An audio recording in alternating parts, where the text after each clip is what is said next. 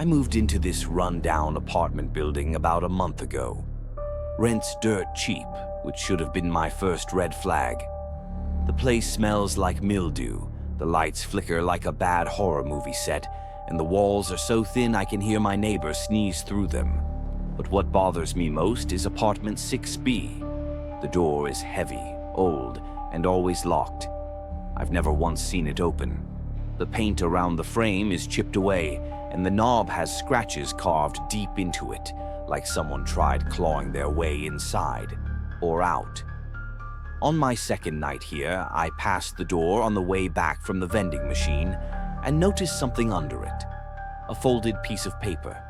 It was yellowed, brittle, like it had been there for ages. It said in messy handwriting, "Don't listen when it knocks." I laughed it off, probably some dumb prank. But last night at 2:03 a.m., I was jolted awake by a sound that made my skin crawl.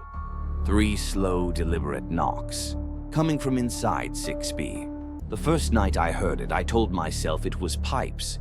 This building's ancient, and sometimes it groans like it's alive.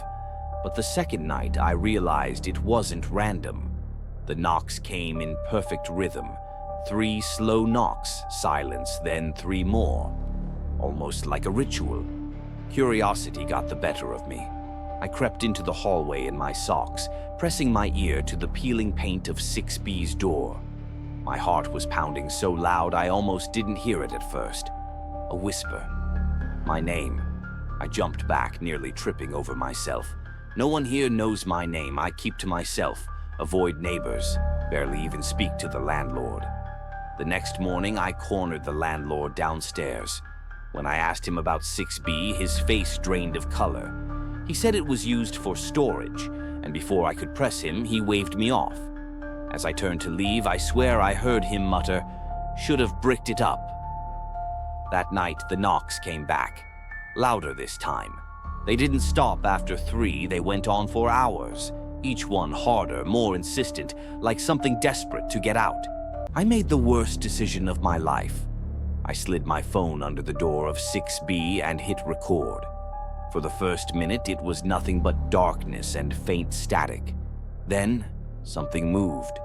A pale face filled the frame, leaning too close, grinning with cracked lips stretched wider than human. Its eyes were black voids that never blinked. And then it spoke directly into the mic. "I'm almost out."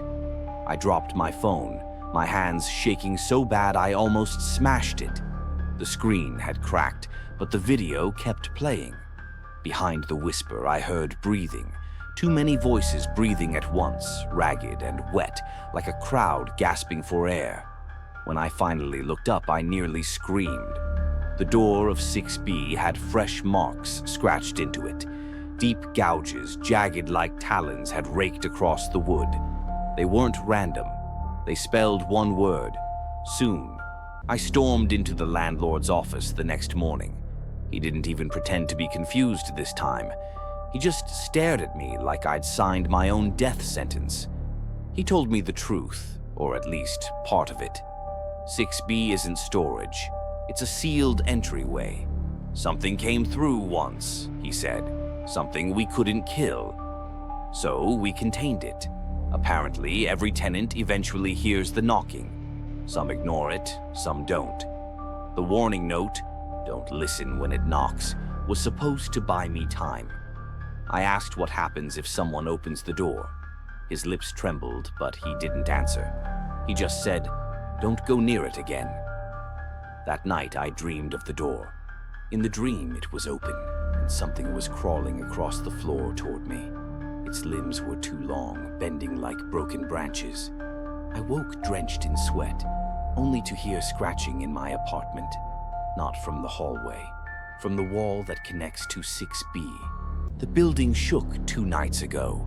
The pounding from 6B was so violent, the ceiling dust rained down on me. Tenants peeked out into the hall, eyes wide with the same fear I felt. None of them approached the door. They just retreated, shutting themselves inside like they knew exactly what was coming. At 3:17 a.m., the pounding stopped. I stepped into the hallway, my whole body trembling. 6B's door was open. Just a crack. A black handprint smeared across the wood, oily and foul-smelling. The stench hit me so hard I gagged.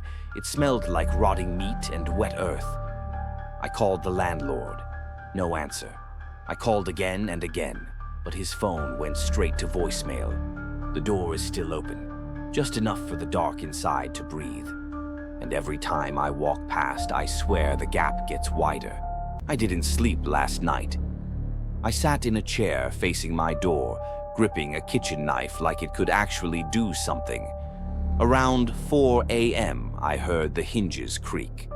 The door to 6B swung wider on its own. Something crawled out. I only saw it for a moment before it scuttled down the hallway.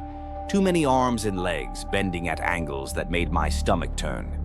Its skin looked like wet paper stretched over bone, tearing in places where more limbs were pushing through. It stopped at 6C, knocked 3 times. Then silence. I froze, holding my breath. A minute later, I heard the door open. A strangled cry. Then nothing. This morning, apartment 6C is empty. The lights were still on, the TV blaring static, but no sign of the tenant. Just long gouges across the wooden floor, dragging back towards 6B. When I returned to my apartment, a folded scrap of paper was waiting under my door. It said, "You let it out. It knows you now."